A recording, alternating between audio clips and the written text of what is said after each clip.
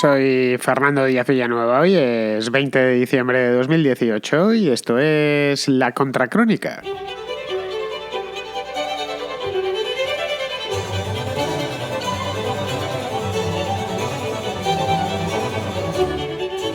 El mes pasado, Miguel Díaz-Canel, que es el presidente de Cuba, lo digo por si acaso algún oyente no lo sabe, tampoco tendría nada de extraño que no lo supiese porque Díaz-Canel lleva muy poquito tiempo, lleva solo unos meses como presidente de la isla. A mí, de hecho, se me hace extraño, yo que llevo siguiendo la información cubana desde hace 2 décadas tranquilamente, se me hace extraño decir presidente de Cuba y utilizar otro apellido distinto al apellido Castro. Esto de hasta que termine de cambiar el chip mental y empiece a pensar en términos de Díaz-Canel y no de los Castro, especialmente de Fidel Castro, pues todavía me va a llevar un poco de tiempo. Bien, pues este hombre, Díaz-Canel, realizó, como he dicho, esto fue en el mes de noviembre, una ambiciosa gira por toda Eurasia, países europeos y también países asiáticos, de varios días. Fueron tantos países que necesitó una semana para hacer este viaje, buscando apoyos e inversión en la isla. Quien dice la isla, obviamente, dice su propio régimen, que en Cuba pues vienen a ser lo mismo. ¿Por qué no lo ha hecho Raúl Castro esto? Os preguntaréis. A fin de cuentas es el poder en la sombra y en buena medida el que manda, el que todavía sigue mandando en Cuba. Pues por dos razones. La primera es por una cuestión de edad. Raúl Castro ya tiene 90 años y con 90 años pues uno no está para hacer tantos miles de kilómetros en avión. Y la segunda es que los líderes mundiales, o por lo menos los que ha visitado, diría estos y todos los demás, desconfiaban abiertamente de él. Todos saben lo que pueden esperar de un Castro y además Díaz-Canel es nuevo en el cargo y como tal, pues para nosotros y para los demás es una completa incógnita. El mandatario ha estado en Vietnam, ha estado en Laos, ha estado en Corea del Norte, ha estado en Francia también, en el Reino Unido, en Rusia y en China. Creo que no me dejo ninguno de los países que ha visitado. Los platos fuertes de la gira, de todas maneras, fueron estos dos últimos, fueron Rusia y China, que es donde está, pues hoy por hoy, el poder y sobre todo los fondos de los que tan necesitada anda la revolución cubana desde que Venezuela se les hundió en la miseria. Esto de que el petróleo haya bajado de precio y hayan sido tan incapaces los líderes de la revolución bolivariana, pues ha dejado a Cuba un poco, como decimos en España, a la luna de Valencia. No saben muy bien cómo van a conseguir salir a flote durante los próximos años. Pero a pesar de que el viaje ha sido muy largo y de que han visto de que Díaz-Canel ha visto a mucha gente, no les han hecho demasiado caso. Reuniones meramente protocolarias, sin apenas contenido, pues más allá de la retórica habitual en este tipo de visitas, y esto nos lleva directamente a preguntarnos por qué.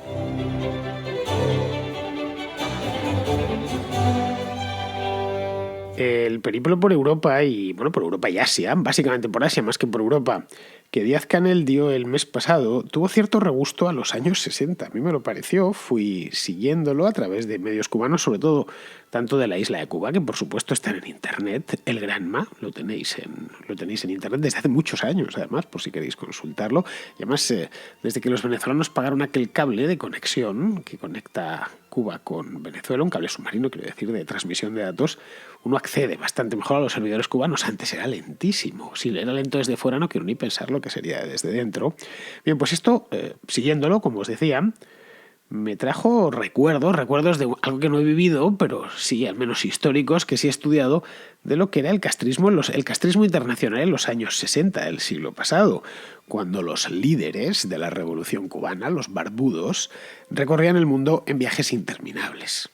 Iban haciendo publicidad de su propio régimen y de su revolución, que entonces todavía eran jóvenes y apuestos y rozagantes, y entonces les recibían con los brazos abiertos en todas las cancillerías. Y lo que buscaban en aquel entonces eran aliados. Ellos hacían ver que estaban ahí para quedarse, y se han quedado, eso sí, que estaban ahí también para lo que se necesitase de ellos, especialmente si se les necesitaba, por ejemplo, para apoyar alguna guerrilla local o alguna cosa de estas. Los angoleños saben bastante bien a qué me refiero. Bueno, y no solo los angoleños, también lo saben los etíopes, que tuvieron que aguantar cómo se metió en la guerra del Ogaden, se metió Fidel Castro hasta la cocina. Al Ogaden envió cazabombarderos, quiero decir. Y bueno, ya lo de Angola fue muchísimo, pero en Angola enterraron a un montón de soldados cubanos. Bien, aquellas giras empezaban o terminaban siempre, inevitablemente, en la Plaza Roja de Moscú. Encima del mausoleo de Lenin, con Fidel o con Raúl Castro, con el Che Guevara al principio, que también se apuntó a estas giras de buena voluntad del de la Cuba castrista al principio, los primeros años. Luego el Che Guevara se lo cargaron en 1967 y aparte abandonó Cuba en el año 65, así que no le dio tiempo a hacer muchas giras, hizo un par de ellas solo. Bueno, pues tenían a Fidel, a Raúl Castro presidiendo el desfile militar junto a Khrushchev o a Brezhnev o a quien estuviese en ese momento. Claro, aquellos eran los años buenos de la Unión Soviética, cuando parecía que los soviéticos iban a comer el mundo. Y los cubanos ejercían de relaciones públicas y lo hacían bastante bien, ¿eh? De relaciones públicas en el tercer mundo estoy hablando. Tenía la Revolución Cubana algo de lo que carecía la soviética, que era de juventud y de buena prensa. Andaban en los años 60 todos los periodistas occidentales, o casi todos, enamorados de los barbudos, del propio Castro, del Che Guevara, por supuesto, entregadísimos, les regalaban portadas en las revistas y bueno, su imagen en el exterior era bastante buena. Hoy nos puede parecer increíble, pero en los años 60 e incluso en los años 70 todavía era así. Claro, de esto evidentemente nadie se acuerda, más allá de los historiadores y de los que nos gusta esa época del siglo XX y en concreto los que nos gusta la historia de Cuba y de la Unión Soviética. También se acuerda Fidel, también se acuerda Raúl Castro, pero porque lo vivió personalmente y sigue vivo. De tal manera que, a no ser que haya perdido la memoria, que hasta donde yo se no la he perdido, en más de una ocasión pues se sentará en su sillón de orejas, con whisky por supuesto. No sé, aunque no sé si se lo habrá quitado el médico, porque a Raúl Castro siempre le perdió lo de empinar el codo a recordar los buenos tiempos, cuando iban a cambiar el mundo, y la verdad es que el mundo no lo cambiaron, Cuba la cambiaron, pero la cambiaron para peor. Bien, en aquel entonces el Kremlin mantenía a los Castro con jugosos subsidios. Lo hacía por el valor estratégico, obviamente, que tenía la isla. En aquel entonces, Cuba siempre va a ser estratégica por el lugar donde está, pero en aquel entonces era hiperestratégica. Era uno de los lugares más estratégicos del mundo. Se calcula que les entregaba todos los años, los soviéticos ya en los años 80, en la parte final de la URSS, les entregaban 4.000 millones de dólares en subsidios y entraban en todo tipo de programas de ayuda, les enviaban recursos, les compraban el azúcar a precio inflado con respecto del precio internacional del azúcar.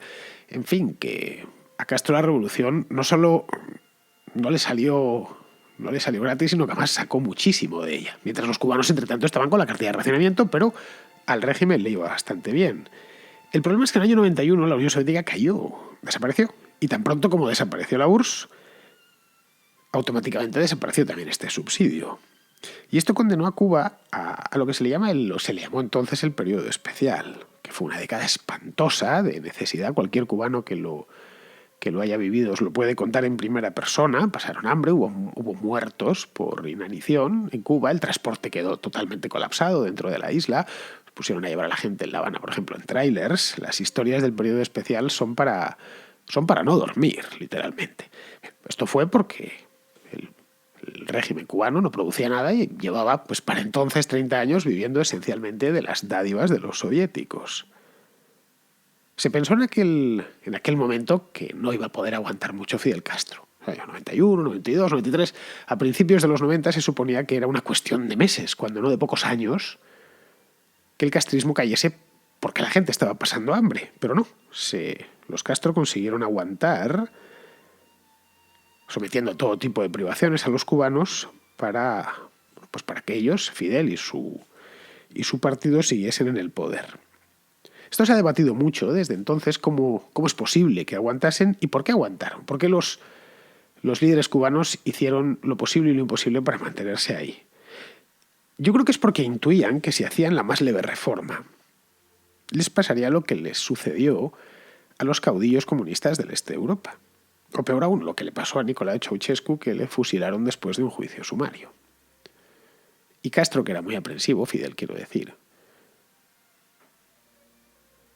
se asustó y dijo, bueno, aquí no hacemos nada, aquí no se mueve ni una mosca, literalmente, aunque nos tengamos que morir de hambre. Es cuando salió aquello de la dignidad, de sí, es cierto, somos pobres, cada día somos un poquito más pobres, la gente está comiéndose las flores que se encuentra por el campo y luego desarrolla otro tipo de enfermedades, hay mortalidad infantil y cosas por el estilo, pero tenemos dignidad, cosa que otros países del mundo pues no tienen dignidad. Era un poco el mensaje que se lanzaba en los años 90, principios del siglo XXI, pero sobre todo en los años 90, yo lo recuerdo, estaba en la universidad. Y la cuestión era no hacer ni una reforma. Además, el destino iba a venir en su ayuda. Este refrán, viejo refrán de Dios aprieta pero no ahoga, en el caso del castrismo se hizo carne. Menos de 10 años después de la caída de la Unión Soviética cayó en 1991, a finales de ese año, el día de Navidad, curiosamente. 10 años después de eso llegó al poder en Venezuela Hugo Chávez, que era un admirador confeso y entregado de la Revolución cubana. Y a partir de ahí ya era previsible lo que iba a suceder. Chávez se deshizo en obsequios hacia el régimen de los Castro. Esto como consecuencia trajo una prórroga del castrismo.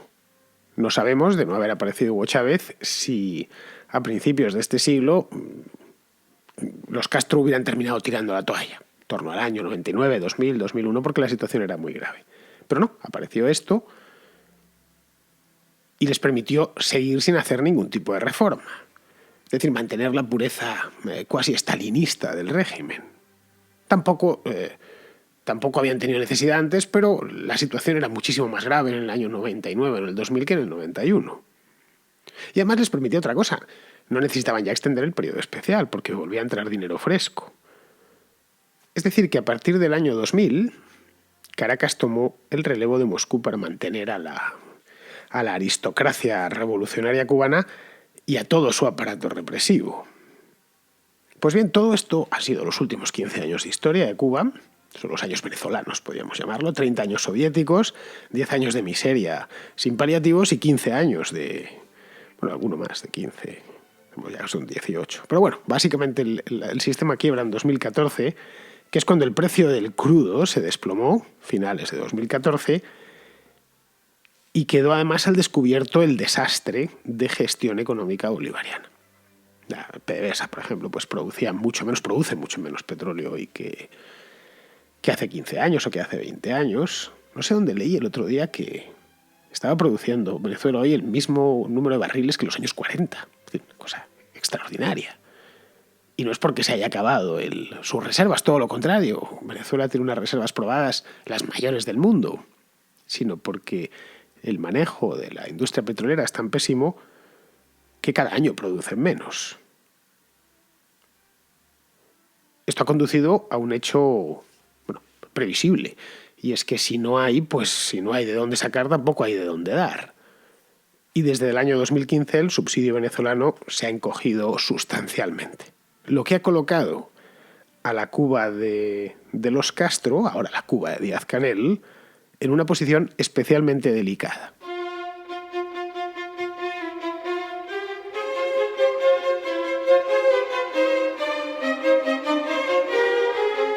Aquí hay que tener en cuenta un hecho que yo creo que es fundamental y que suele ser desconocido. Me refiero al hecho de que la Cuba comunista, la Cuba socialista, llamémosla como queramos, la República Popular de Cuba, es un país completamente improductivo. Te produce muy poquito, a pesar de tener 11 millones de habitantes, de estar situado donde están. Es decir, que el tonelaje bruto de la marina mercante suiza es mayor que el de la cubana. Con eso ya lo digo todo. Un país cerrado al mar y que su único acceso al mar es a través del río Rin y del lago de Constanza, frente a una isla con miles de kilómetros de costa. Además, el país es que no produce nada, todo está en manos del Estado, que lo malbarata y lo malbarató desde el principio. Es decir, la poca riqueza que genera vía el turismo, vía las exportaciones, por ejemplo, de tabaco, las exportaciones de azúcar, no le da para dar de comer a su propia gente, a su propia población. Y eso lo vimos ya en el periodo especial. Luego necesita, y esto es imperativo en el caso de Cuba, necesita padrinos dispuestos a invertir en la isla, meter dinero en la isla. Pero no una inversión propiamente dicha. Utilizo la palabra inversión para que nos entendamos todos. Estoy hablando de un gasto a fondo perdido. Es no, invierte aquí y esto pues vas a recuperarlo con su preceptivo interés dentro de un tiempo. Va a ser una inversión, en definitiva. Es como si ahora decidimos invertir en Papúa Nueva Guinea. Bueno, pues vamos a volcar ahí un dinero y quién sabe, dentro de 15, de 20, de 30 años, lo mismo antes, podemos recuperar ese dinero con su margen de beneficio. No, las inversiones en Cuba no van de esto. Van de entregar dinero a los que mandan y de no volverlo a ver. Aquí, claro, una vez desaparecido Venezuela, o medio desaparecido, China se antojaba hasta hace no mucho tiempo se antojaba como el candidato perfecto a sustituir a los venezolanos. Es decir, que si abriese una nueva etapa en la historia económica de Cuba, tendríamos la soviética, el periodo especial, la venezolana, y se abriría la China. Esto lo habréis leído un montón de veces. Acuerdos bilaterales entre China y Cuba, visitas de ministros y de políticos cubanos insignes a Pekín para reunirse allí con sus homólogos chinos. Mucha declaración, mucho comunicado de prensa. A fin de cuentas, la China popular es un país, una república popular, como bien dice su nombre, es decir, es un país comunista. Pero claro, al final, a pesar de todo lo que se venía diciendo desde hace años, que China iba a ser, que a través de China circulaba el futuro económico de Cuba, pues no ha terminado siendo como se pensaba. Es decir, apoyan a Castro y siguen haciendo reuniones con ellos, pero le apoyan mucho de palabra, pero bastante menos de obra. Si nos vamos exclusivamente a los hechos, y la actualidad como la historia se nutre de hechos, no de intenciones. A Pekín le encantaría poder invertir en Cuba, por supuesto. Pekín invierte en todas partes del mundo, en todos los rincones. Si se pudiese invertir en la Antártida, lo harían. Entre otras cosas porque andan bien de tesorería. Pero claro, no quiere que sea a fondo perdido. Es decir, quiere que en Cuba ese dinero que va a meter, esas inversiones, renten algo. Quiere, en definitiva, que se emprendan una serie de reformas económicas que abran la economía, ¿sí? Por simplificarlo todo mucho. Algo parecido, por lo demás, a lo que los propios chinos hicieron en los años 70 y en los años 80. ¿Sí? Saben perfectamente de lo que están hablando. En China, de hecho, han conseguido, como ya sabemos todos, conjugar esas reformas económicas sin necesidad de abordar reformas políticas. La China de hoy, desde el punto de vista político, Mao Zedong la vería como algo familiar. Sigue su retrato en la plaza de Tiananmen todavía. Y la bandera es la misma, la bandera roja con las estrellas. Y se sigue llamando República Popular de China. Lo que no reconocería Mao Zedong es el país desde el punto de vista económico. En una palabra, el país. Es decir, si llegase a Shanghái o llegase a Pekín o a Cantón o a donde fuese, no reconocería su propio país. Tampoco lo reconocería Deng Xiaoping a estas alturas. Pero políticamente son parecidos a lo que eran en los años 60 o 70. El Partido Comunista de China es el único legal. Y no tienen, por supuesto, intención ninguna de que eso vaya a cambiar. Y si cambia será contra su voluntad, desde luego. No tienen previsto una transición ni nada que se le parezca. Los chinos en origen yo creo que pensaban que Díaz-Canel era el hombre del cambio, que con los Castro ya, dos diplodocus, poco se podía hacer, hombres de otra época, pero que con alguien joven, nacido ya en los años 50, con más cabeza, en una palabra, o eso pensarían, pues se podrían acometer reformas, es decir, abrir la mano en economía mientras la mantiene cerrada en el ámbito de la política. Es decir, replicar en el Caribe el modelo chino, lo que se ha dado en llamar modelo chino. Pero claro, va pasando el tiempo y no pasa nada de eso. A pesar de que Castro murió hace ya más de 2 años, Fidel Castro quiero decir. Y como no se deciden abrir ninguna de las dos manos, los chinos no quieren saber nada del tema. Simplemente no quieren invertir en quimeras ideológicas, pudiéndolo hacer en buenos negocios en otras partes del mundo. Porque desde el punto de vista económico, China está entregada desde el punto de vista puramente económico, al capitalismo. Hasta en la Organización Mundial del Comercio está. Eso sí que no lo hubiese entendido Mao Zedong nunca, ni explicándoselo en la lengua de su madre. Luego hay otro elemento que complica más la situación de Cuba, o del gobierno cubano por lo menos. Esto ya lo he comentado en más de una ocasión aquí en La Contra. Y es que tras la llegada al poder en Estados Unidos de Donald Trump, el descongelamiento de relaciones entre Estados Unidos y Cuba, que dio comienzo pues allá por el año 2014, hace ya 4 años, tiempos de Obama, se ha paralizado. Trump no lo ha echado atrás, es decir, no ha vuelto a los tiempos del embargo, pero tampoco ha ido más lejos, como era de prever. Es decir, muchos hablaban, no, esto se va a volver a los tiempos antiguos. Yo lo dudaba, lo dejará parado. Ya lo dije en su momento, creo haber hecho un programa sobre Cuba el año pasado, sobre las relaciones entre Trump y Cuba, o hace ya año y medio, y lo comentaba. Esto ha tenido consecuencias, obviamente, consecuencias económicas estoy hablando. Ha provocado, por ejemplo, que las inversiones estadounidenses que iban a llegar a Manta ni han llegado ni se las espera. De hecho, si vamos a los hechos contantes y sonantes, las relaciones han empeorado levemente. Las relaciones políticas, estoy hablando, diplomáticas. No sé si os acordáis aquello del ataque sónico que tuvo la embajada estadounidense en La Habana. Bueno, pues Washington respondió expulsando, que fueron a 15 o 20 diplomáticos cubanos del país. Esto fue, si mal no recuerdo, si no me traiciona la memoria, hará cosa de un año o año y poco, noviembre del año pasado puede ser. Luego la llegada de Bolton al Consejo de Seguridad Nacional tampoco es que haya ayudado mucho. Bolton es un tipo muy ideológico. Es un anticomunista convencido, de los de otra época. Y de vez en cuando además lo deja ver públicamente. Hace no mucho me hizo mucha gracia cuando lo leí, hablaba de Maduro, de Ortega, el nicaragüense, y de Díaz-Canel como la troika tiránica. Me encantó el nombre que le puso. Más troika significa eso en ruso, 3. Por lo que vemos que Canel se le van cerrando todas las puertas. Es decir, que lo va teniendo cada vez más difícil. En este viaje le han dado buenas palabras y poco más. Que si los recursos son escasos, que se deben invertir bien y sabiamente, es decir, que no se recoge el dinero de los árboles, vamos. Y que por supuesto no se da a fondo perdido.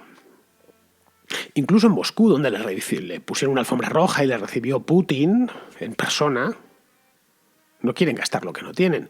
Porque cuando fue a Francia, al Reino Unido, es que ni los primeros ministros, creo que en el Reino Unido fue un ministro, no sé cuál, de economía o algo así. En Francia creo que fue el primer ministro, pero no el presidente. Pues bien, los rusos le vinieron a decir que no pueden gastar lo que no tienen. Luego en la América hispana les ha salido un posible aliado, que es López Obrador, y un enemigo seguro, que es Bolsonaro. De López Obrador pueden esperar palmadas en la espalda, eso es seguro, y parabienes, pero no mucho más, porque no está para tirar el dinero, López Obrador, precisamente. Además, AMLO tampoco quiere pleitos innecesarios con Donald Trump. Este tipo es un viejo zorro y pelea sus batallas, no las batallas de los demás. Luego, en cuanto a Bolsonaro, por de pronto ya ha revocado, esto lo hizo ayer, ha revocado la invitación a Díaz-Canel para su toma de posesión, que será ahora dentro de unos días. Pero también ha cancelado el programa médico de médicos cubanos en Cuba. Esto lo comentaba aquí el mes pasado. Hay en Brasil un total de 8.000 médicos actualmente, cubanos, que reportan unos 300 millones de dólares a las arcas del régimen castrista. No está mal, porque trabajan esencialmente como mano de obra esclava en Brasil. Como vemos, una vez más, no le quedan muchas opciones. Claro, habituados como estaban a recibir a cambio de nada, porque es que era el mejor business del mundo. Yo pongo buena cara, tú me das, pero yo no tengo que devolverte nada. Es lo que era el esquema que habían reproducido con soviéticos primero y con venezolanos después. Bueno, pues ven ahora cómo Putin les concede, aparte de buenas palabras, les concede, por ejemplo, créditos. Les ofreció créditos preferenciales, pero claro, de los que hay que devolver. En buenos términos, pero hay que devolverlos. Esto no es para que te lo quedes tú y te lo gastes en la revolución y en esas cosas. Y como os decía al principio, la economía cubana produce muy poquito. Y todo lo más que puede suceder es que lo pida y luego no lo pueda devolver, no lo devuelva, en una palabra. En ese caso le cerrarán el grifo hasta los amigos. Tiene también la opción de abrir la mano e ir liberalizando poco a poco la economía cubana. Es una posibilidad. Primero, pequeños negocios con derechos de propiedad, eso sí, bien definidos. Luego se puede abrir incluso áreas económicas especiales, como las de China. Luego negocios más grandes, etc. Todo lo que hizo China en su momento. Pero claro, eso haría que el cubano de a pie prosperase. Cuestión de pocos años, además. que es lo que el Partido Comunista de Cuba quiere evitar a cualquier coste. Necesita una población dependiente y con los kilos justos, ni uno más, y atada a la cartilla de racionamiento para seguir en el poder. Luego los cubanos no son chinos, son un pueblo occidental, que en cuanto pueda permitírselo pedirá democracia y libertades civiles, como las que disfrutan pues, los dominicanos, los puertorriqueños, los mexicanos, países cercanos estoy hablando, con quienes están emparentados lingüística y culturalmente. En fin, yo creo que tienen por delante, todo un desafío, los sátrapas revolucionarios. Un desafío que en algún momento de la próxima década, quizá antes, tendrán que enfrentar.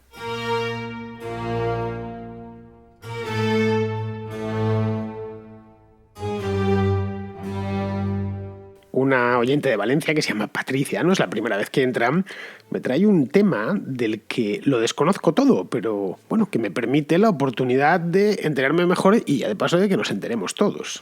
Hola Fernando, quisiera plantearte en tu programa una cuestión, no creo que se haya abordado, es sobre la ley de abuelos que salió el 23 de noviembre del 2003 en la era de José María Aznar. Se está abusando de esta ley, lo mismo que se abusa de la ley de violencia de género, pero esta todos ya lo sabemos, se está hablando muchísimo y sin embargo esta ley que lo considero tanto más grave está silenciado, no diría tanto como que los medios, pero que se está viviendo en silencio por los padres afectados. Es una ley que modifica el artículo 160 del Código Civil, en donde pues hay unos supuestos claros como son el caso de divorcio de los padres, fallecimiento de de alguno de los padres o dejación de funciones por parte de los progenitores, ¿no? Entonces la ley entiende que los abuelos ejercen una figura pues de unidad familiar o de valores familiares y que los nietos deberían continuar con los abuelos. Pero ¿qué sucede? Que no solamente en estos casos, que los considero pueden ser legales, o no solo legales, sino necesarios, sino que también los están utilizando abuelos pues cuando han tenido una discusión con los hijos, pues un poco pues ahora me lleva a los nietos, ¿no? O si los padres quieren poner una serie de condiciones o una serie de límites, sobre todo es cuestión de límites a veces también, ¿no? Hay una figura o una palabra que se llama tóxico, que es verdad, a mí me encanta, y que bueno, hay suegros tóxicos, hay abuelos tóxicos, hay una psicóloga terapeuta que se llama Susan Forward, que escribió el libro Padres que odian, que describe claramente esta figura. Hay veces que se necesita dar tiempo, pero no solamente por los propios padres con estos abuelos, sino también con los nietos. Y todo al final influye. Unos padres desautorizados por parte de estos abuelos, pues puede repercutir muy negativamente también con los nietos. Pero el juez, o digamos que esta ley entiende que vela por el interés del menor y que los abuelos no van a hacer daño al menor, aunque hayan hecho daño a sus padres, aunque se ha demostrado que haya habido maltrato a los padres cuando eran pequeños, en la vida familiar, físicos, psicológicos. Yo estos son sentencias que he visto y foros que he entrado, que ahora cuesta, entré hace un par de años, ahora no los he podido localizar. Y bueno, contaban casos verdaderamente para echarse las manos a la cabeza. Y no tienen nada que hacer, solamente llevando a los hijos a un psicólogo y demostrando que está teniendo secuelas y que está hablando mal de los padres, entonces ha habido una o dos sentencias que han echado para atrás este régimen de visitas. Bueno, simplemente es eso, hasta dónde el Estado debe inmiscuirse en estas cuestiones domésticas. Quizá hemos heredado una sociedad demasiado conservadora, de esta herencia católica, y que se debería un poco ir liberalizando un poco más el pensamiento. Es un poco paradójico, ¿no?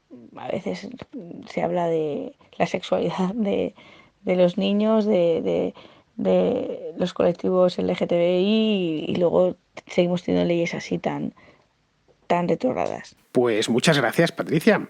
No sabía que existía esta ley, si te soy sincero, esto de la ley de abuelos.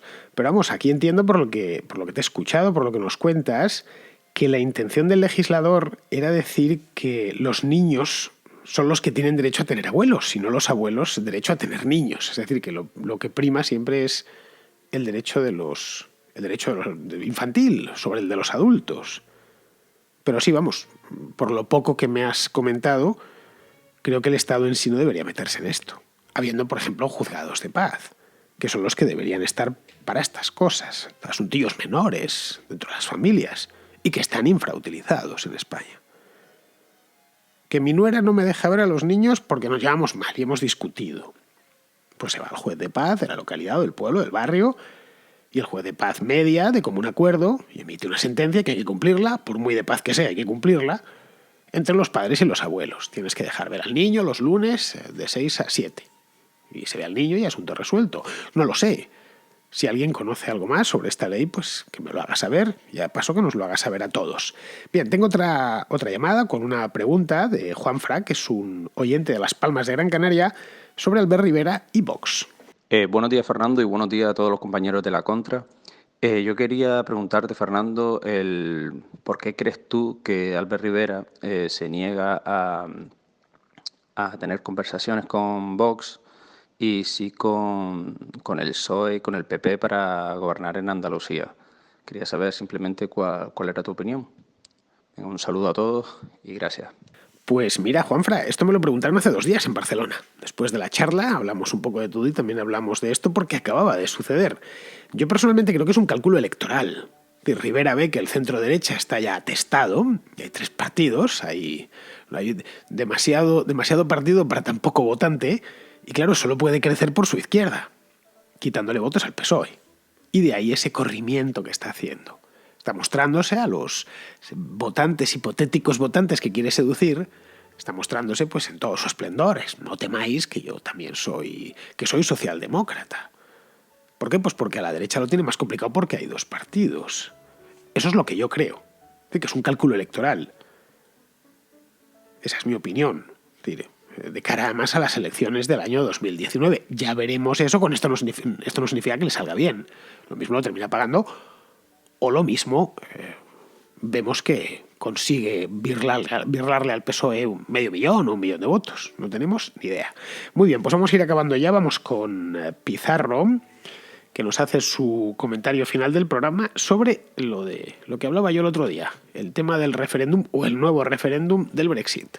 Repetir un referéndum todas las veces que sea necesario hasta que salga el resultado que conviene al convocante es un ejercicio de convicción en que la soberanía del pueblo ha de tergiversarse interesadamente, seguramente de gran sinceridad, pero poco presentable.